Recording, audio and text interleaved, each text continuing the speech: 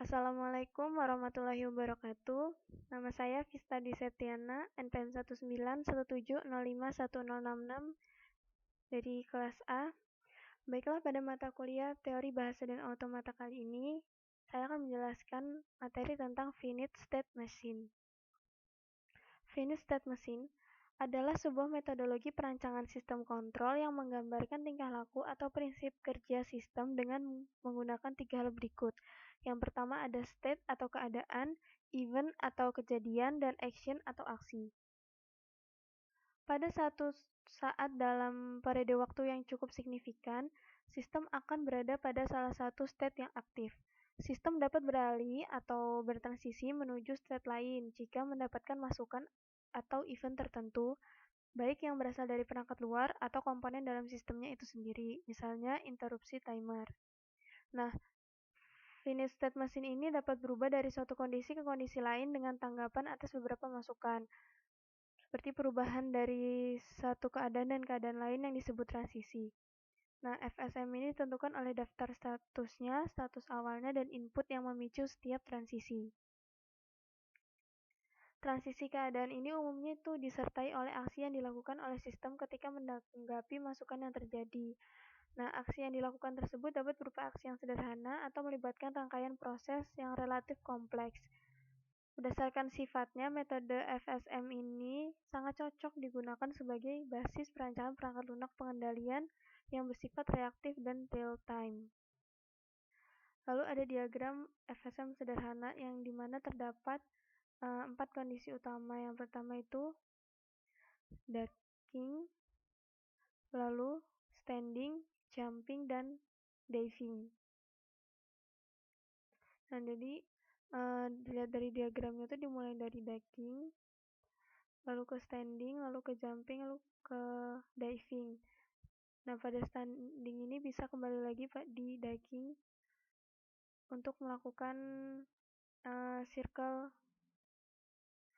Lalu, ada penggunaan metode ini pada kenyataannya juga umum digunakan sebagai basis perancangan protokol-protokol komunikasi. Nah, perancangan perangkat lunak game atau aplikasi web dan sebagainya.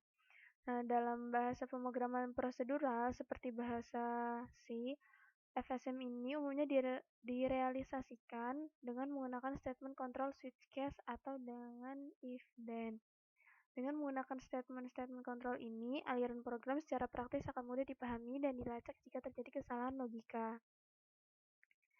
Nah, kekurangan dari FSM ini adalah yang pertama, behavior dari agen mudah diprediksi karena tidak ada searching atau learning dalam agen tersebut.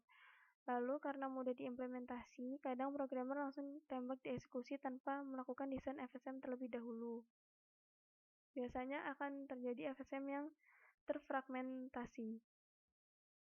Lalu ketiga, timbul apa yang dinamakan dengan state oscillation, yaitu ketika batasan antara dua buah state terlalu tipis. Nah, finite state machine ini terdiri dua jenis. Yang pertama ada finite state machine deterministic sama finite state machine non-deterministic. Kalau FSM deterministic itu pada step inputnya hanya ada satu keadaan, state tujuan dari keadaan saat ini.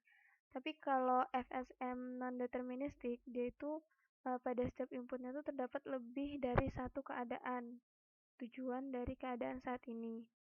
Lalu ada notasi lain DFSA.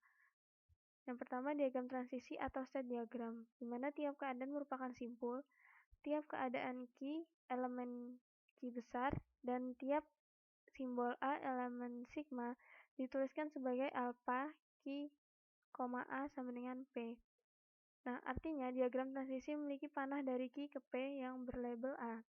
Keadaan awal key 0 ditandai dengan adanya panah tanpa sumber, lalu simpul yang menjadi keadaan final ditandai dengan lingkaran bergaris tepi ganda.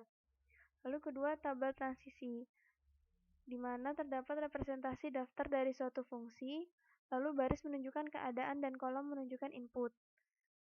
Jadi isi dari baris menunjukkan keadaan key dan isi dari kolom input A menunjukkan keadaan alpha key, A. Perluasan fungsi transisi untuk string.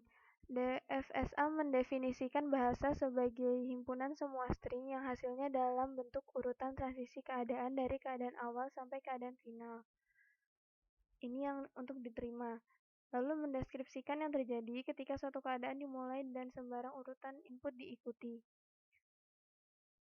Nah, jika delta adalah fungsi transisi, maka fungsi transisi diperluas dinotasikan dengan terdapat aksen. Lalu fungsi transisi diperluas merupakan fungsi saat keadaan Q untuk masukkan berupa string W dan menghasilkan keadaan P, keadaan yang dicapai otomaton ketika memulai keadaan Q dan memproses urutan input W. Mungkin itu saja materi tentang finish state machine yang bisa saya sampaikan. Apabila ada kurang, saya mohon maaf. Saya akhiri. Wassalamualaikum warahmatullahi wabarakatuh.